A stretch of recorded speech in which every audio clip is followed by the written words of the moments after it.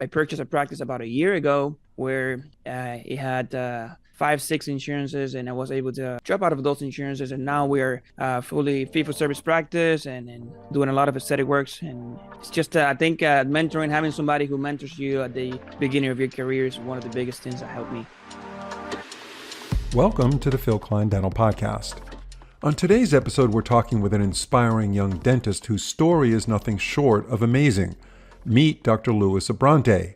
He came to the U.S. from Cuba at just 18 years old, not knowing a word of English. Fast forward to age 31, and he's already paid off his dental school loans, bought his own practice, and turned it into a fully digital, high-end aesthetic dentistry hub. In just 1 year, Dr. Abrahante has equipped his office with cutting-edge scanners, printers, and milling machines, giving him total control over the beautiful aesthetic results he's known for.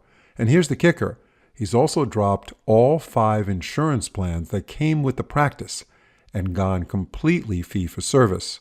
We'll dig into how mentorship helped shape his career, the key decisions that fueled his success, and the go-to materials and adhesive systems he relies on every day. Dr. Abrahante practices in Mountain Brook, Alabama. A 2022 UAB graduate, he's already published and lectured on topics like anterior implant aesthetics and material selection.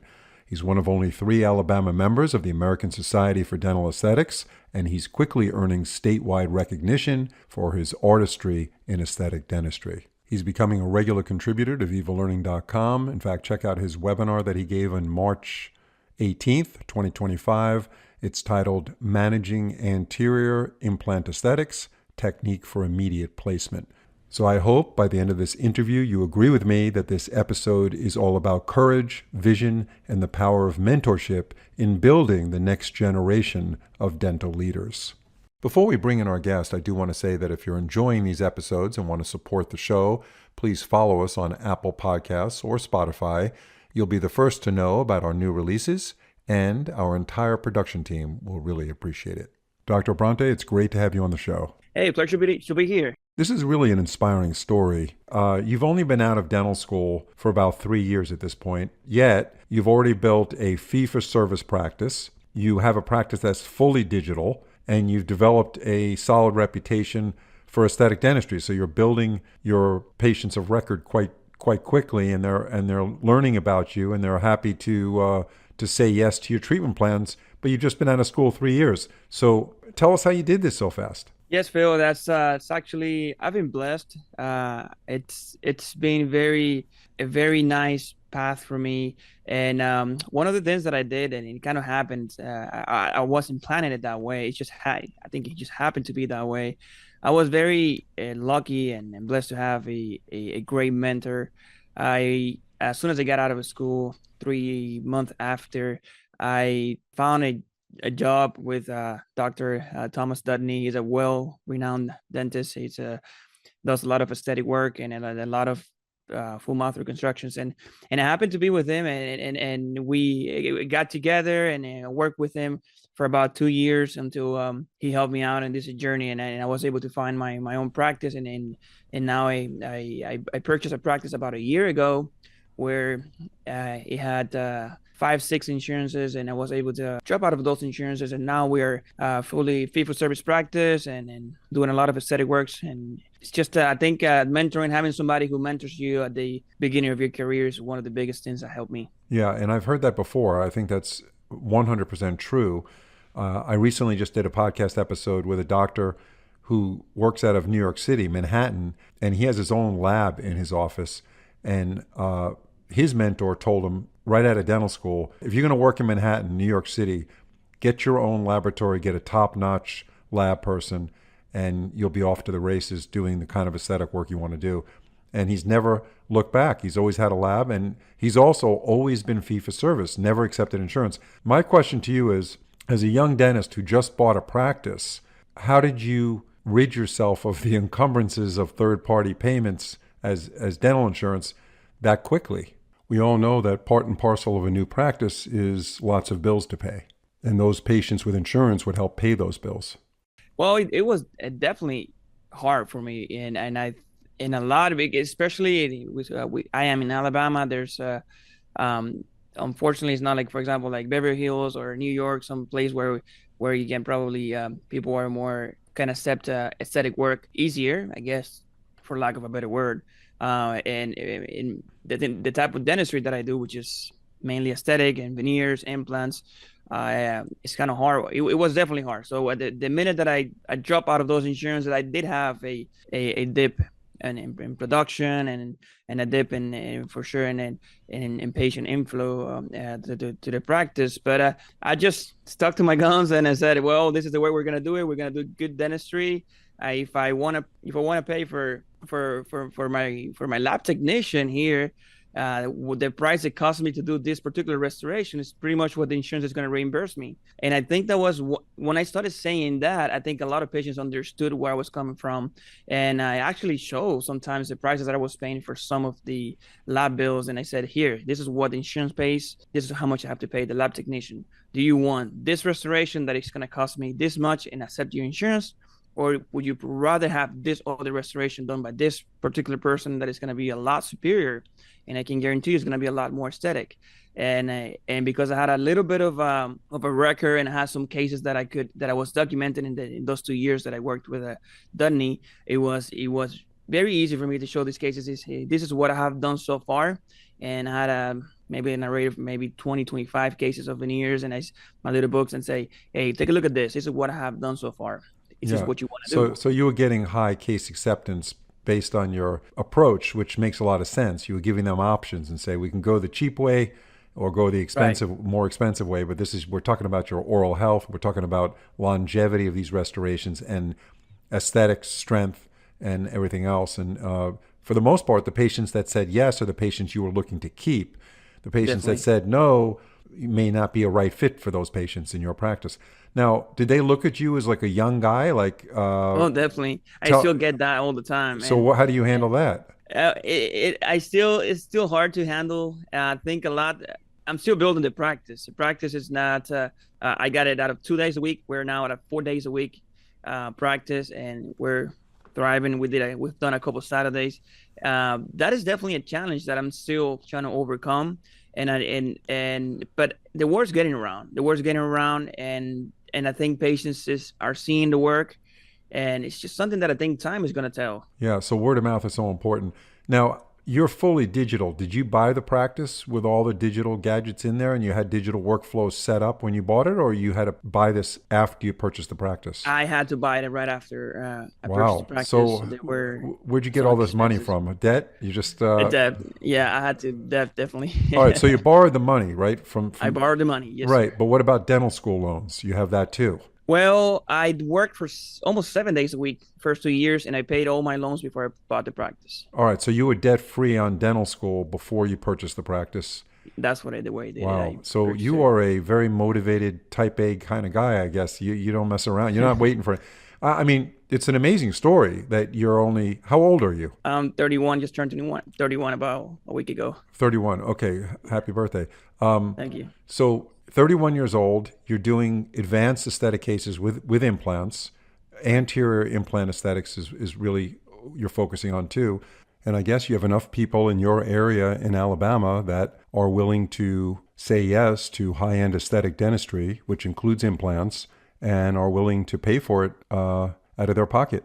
That is correct, and a lot has I get a lot of referrals from colleagues, I guess, and friends of mine that are at least I can think of 3 or 4 people, dentists that refer me cases that they've seen the articles that I have published, and they've been to a couple of my lectures, and they when they get an anterior case, and I'm very blessed that I have gotten referrals from other dentists at a very young age here, Yeah, for sure. Now, and it's how did you gravitate towards dentistry?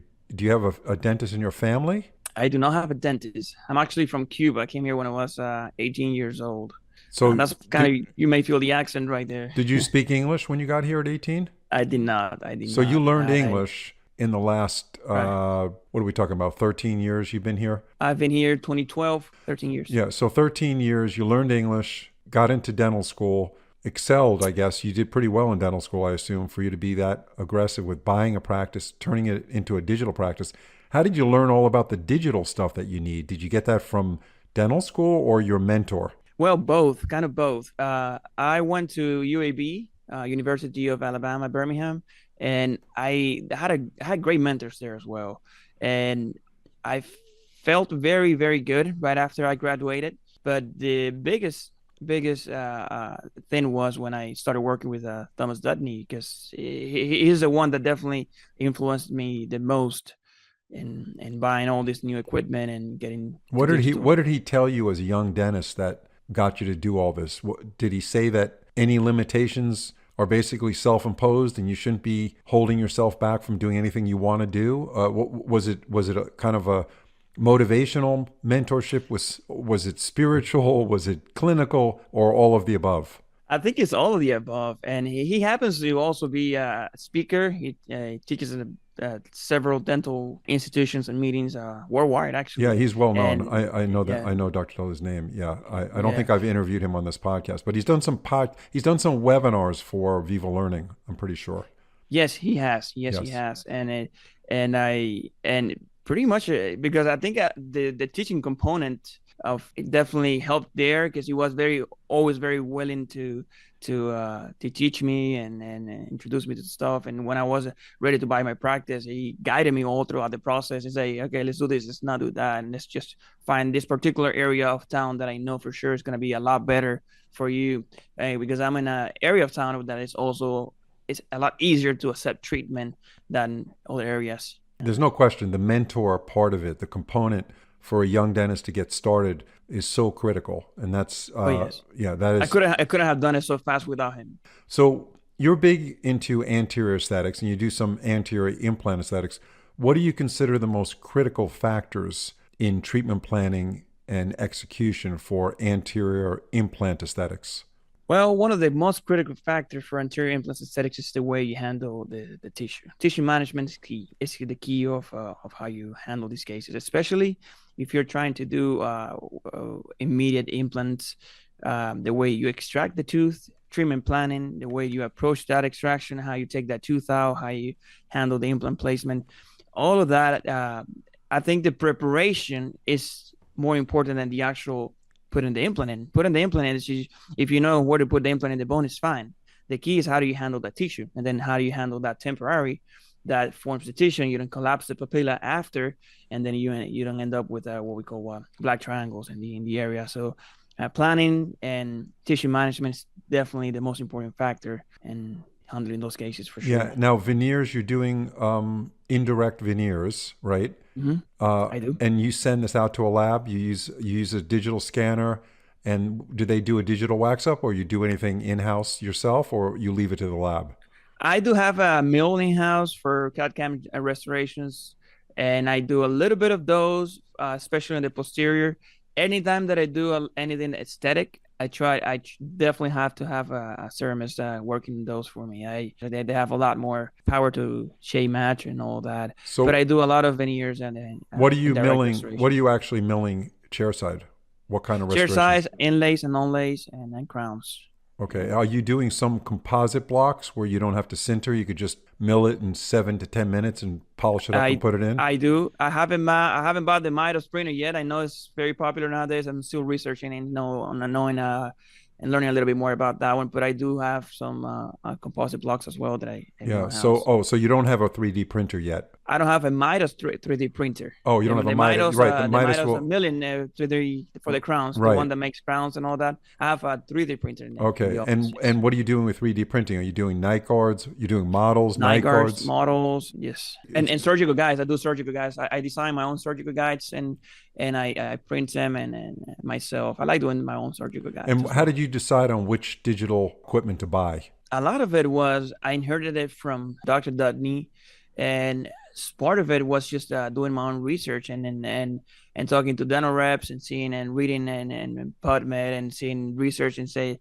I'm good friends with Nate Lawson at Oh yeah, UAB of he's School a of brilliant Dentistry. guy. Yeah, So brilliant every guy. time, yeah, he was actually one of my instructors as well. So every time I had a question, I was just emailing him and texting, "Hey, what do you think about this particular equipment? Is it worth buying or not?" And he would just guide me Yeah, which way to go. he's in touch with a lot of the manufacturers, but he's also an expert on materials. He'll tell you all about zirconia and lithium disilicate Oh yes. and all this stuff. So restorative success. often comes down to the cementation phase. We all know that, right? Right.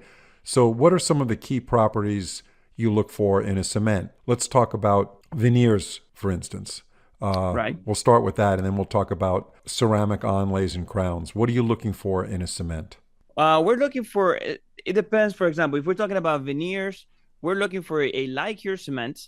We're looking for a cement that has a low film thickness and a cement that is easy to clean and it's stable over time. Like if you do a cement that is going to change over time, and that probably is not a good restoration and to have in the mouth, especially in veneers, because veneers show pretty much everything. So, when you say change, change in color.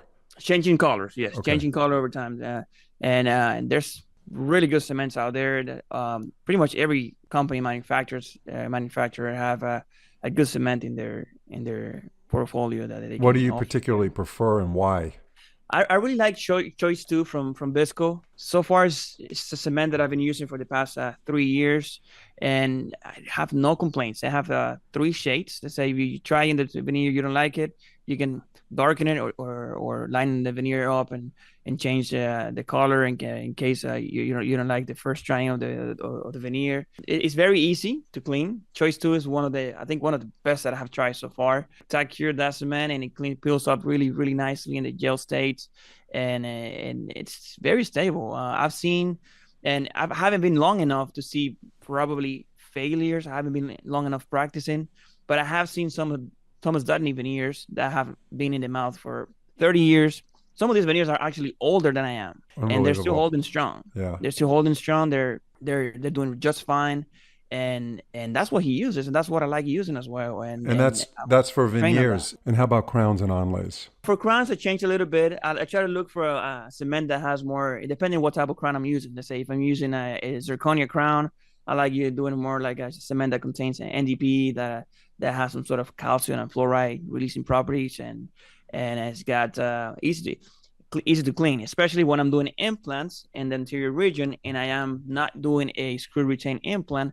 I'm looking for a cement that is, you take an X-ray, you can see it on the X-ray with some sort of radio opacity capabilities. Like I really like TerraSem. There are a lot of other cements you can use out there. Pretty much every company has some sort of cement with these properties, but the one that I use because I like and I've been using it for 3 years and it works really great in my hands is TerraSem from Bisco as well. And the cement is great. The cement, I think if you use it one time, you probably will fall in love with it. It's really Yeah, good. and I talked to you offline, and you're a real advocate of the Bisco product line. And I guess every dentist has their favorites, right? Right. I don't know whether you use this in dental school or whether your mentor recommended it or you just another dentist used it and you got to use it, or however you find out about these cements or materials and see what works best in your hands. But there certainly is a lot of documentation and evidence on the material that Bisco makes. There's no question about that. So I've talked to a lot of dentists about the materials they use in their practice, and in large part, many of the dentists feel more confident sticking within one manufacturer across adhesion, cementation, and restorative composite. And the reason for that, mostly what I hear, is the confidence in the company and also the compatibility of the materials. If there's a problem with any of the steps, if the materials come from one manufacturer, the troubleshooting process is easier, especially if there's a customer service person available to talk you through it. Are you doing that as well, staying within the realm of one manufacturer with your materials when it comes to adhesion, cement, and so forth? There's so many options nowadays that probably every dental rep that brings you an adhesive to you probably you will like it because there's a lot of research. There's a lot of technology nowadays that pretty much all companies have really good adhesives. And I do keep it in the same realm of the same company that I use. It's just because I have a great connection with this company, and I like what they do. They have great research. I've been to their facilities, and I've been to their research department. I actually went there to test them myself. I went there, have videos there of myself testing the products and see what they do, and I was able to do some research with them as well. And I like I look for an adhesive that have very low film thickness, which is everyone's talking about that today. But think about the one that I use, which is All Bone Universal, it has less than 10 microns. even if you get it wrong, there's no way that 10 microns is gonna make your restoration not seat. Even if you screw it up completely, Yeah. you're still gonna be able to seat that restoration, and it's compatible with any systems, because if I use an onlay, I may not be doing total etch. I may be doing selective etch, but if I do a veneer, which is all in enamel, I'm gonna do total etch technique, right? So I cannot be having like 3 or 4 systems in house, and I'm a very hyperactive person. I cannot have 2 bottle systems, so I had to have something that is kept in one bottle, but at the same time does not compromise the outcome of the restorations. And then I've been using All Bond Universal for 3 years now. I've seen some of Thomas Dudney's veneers that use this particular bonding agent for over 5, 10, 15 years, and they're still holding strong.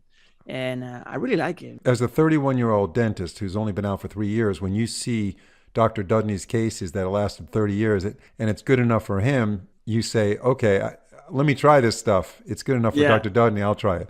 So is that how you got brought into the Bisco world as far as evaluating some of their products and actually going down to their R&D facility and seeing what they're doing there? Yes, that's definitely correct. He's actually the one that introduced me to all the Biscuit products. And when I started working with him, he said, you're free to use anything. I just would like for you to try these products." And man, I fell in love with it. I was used to a different adhesive prior to using All Bond Universal, and it's incredible because when I started using the All Bond Universal, you can see it when you're drying the adhesive. You can see how fast it dries and how good it is when you're handling it. It's pretty good. I like it a lot. We'll do a podcast 10 years from now, Dr. Abrante, and we'll talk about your success with all this stuff. Because as you said, you have no failures because you've only been practicing for 3 years.